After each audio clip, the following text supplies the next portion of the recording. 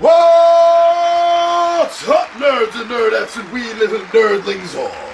It's your buddy Big John and G for Two Gun Pixie presents Legendary Gaming. I know that's not going to work out for future Big John and G. Sorry about that. I think I kind of messed you up a little bit there. So we are here today. We might be inside, we might be outside for the rest of this. I'm not sure. The weather's kind of horrible. I want to try to get the chance to get outside and do the rest of this. But for right now, we are here. We are inside the Nerd Wasteland for another Tabletop Takeout Tuesday, my friends. You know, this is where I tell you about a game I like, game I love, and why I think you really need to check this out. So unlike the game, unlike when I do Game Radar, I haven't played those games. I don't know those games. I'm telling you what I am hoping is going to be great about those games. But this series is about games I know because I've played. And I've deemed them, for myself, worthy. And I want you to know about them. And this game that I'm going to talk to you about today, there's a lot of grief with this game. But none of that drama has anything to do with the game itself. And that's all I'm going to be talking about today. As I tell you why I think Unbroken is worthy for Tabletop Takeout Tuesday. So depending on how this turns out in a little while, I'll either see you at the bench or I'll see you down the table. Go.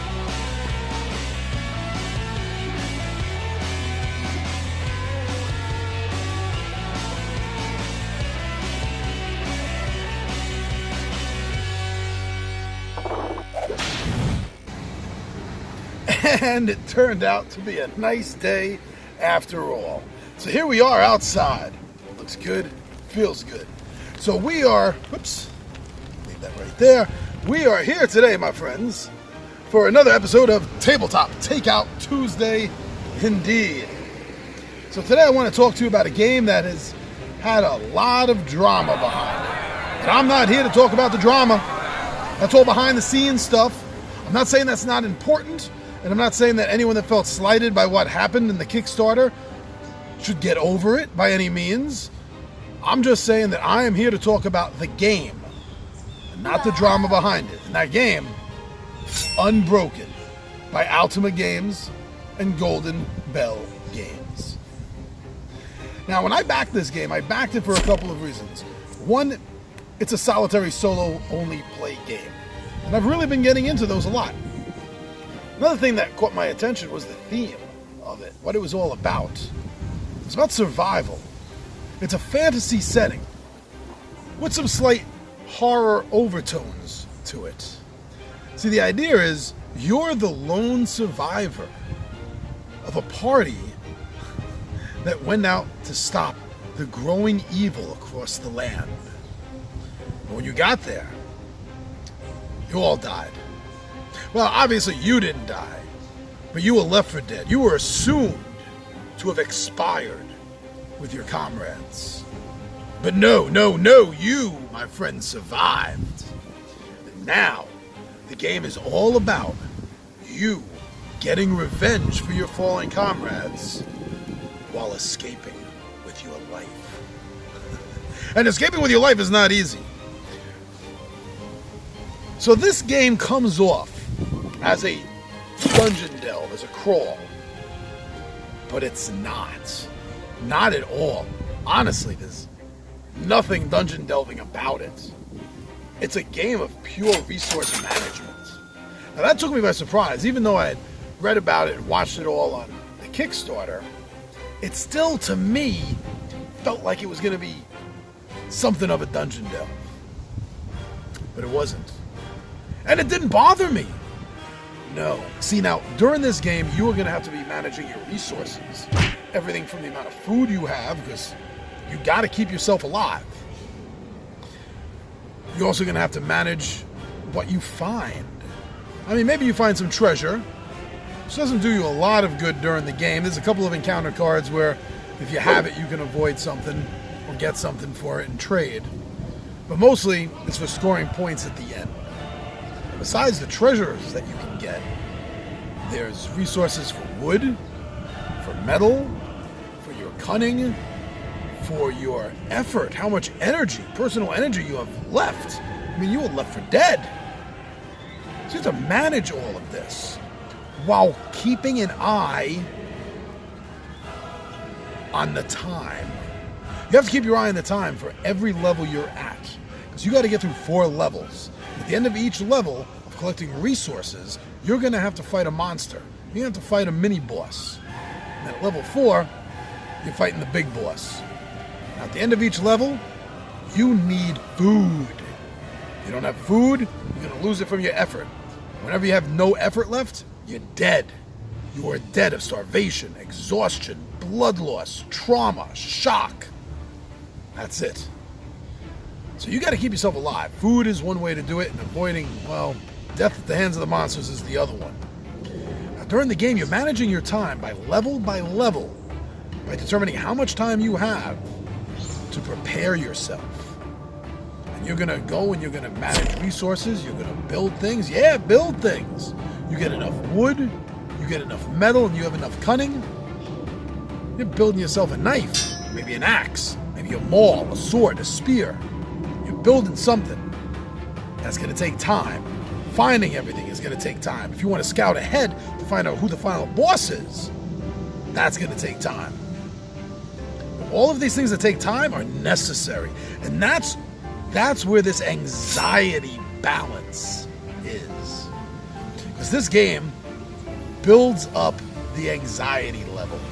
This is a bit of a stressful game because you're working against the clock to get everything you need.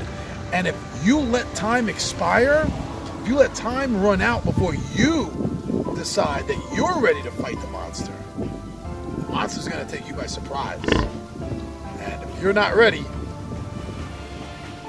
it's going to be ugly, my friends. Now, I've played this game 4 times already, 3 times on camera. I have a 50-50 record of wins and losses. And I'm feeling pretty good because for my regular followers that watch my solos, that's pretty good for me. Now, this game, the art on it is completely beautiful. The art from card to card, whether it's the character cards, or whether it's the monster cards, or even the encounter cards. The art is wonderful. It's beautiful. They put a lot of time, effort, and they spent a couple of bucks to make sure that they had good art, and it shows. You like a game that has good art because it makes you want to look at the game. Now, the last thing I want to say about this game is that it is fast. This is a pretty fast to play game. Now, don't judge my playthroughs, because during my playthroughs, I'm talking through the rules. I'm explaining the rules. Figure about half.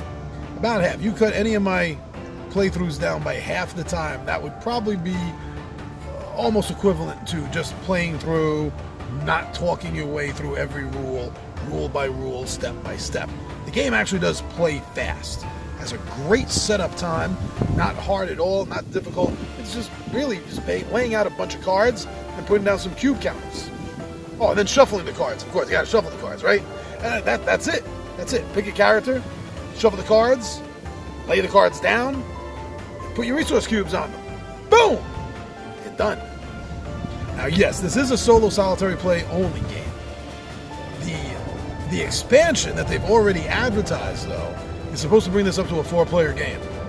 I'm really curious to see how that happens, because I think the balance of tension and anxiety versus 1 player is very special. It really, really dominates this game.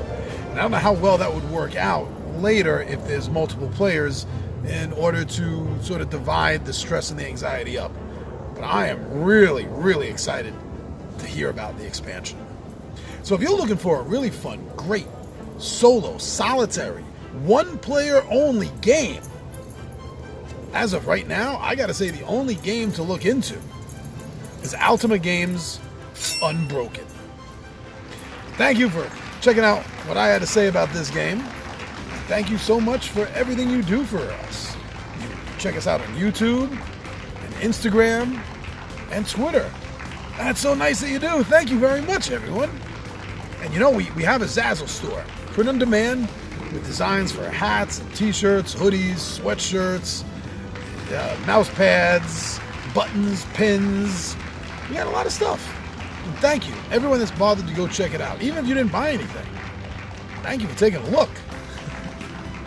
But most of all, really, the thanks goes to everyone that comes right here to YouTube.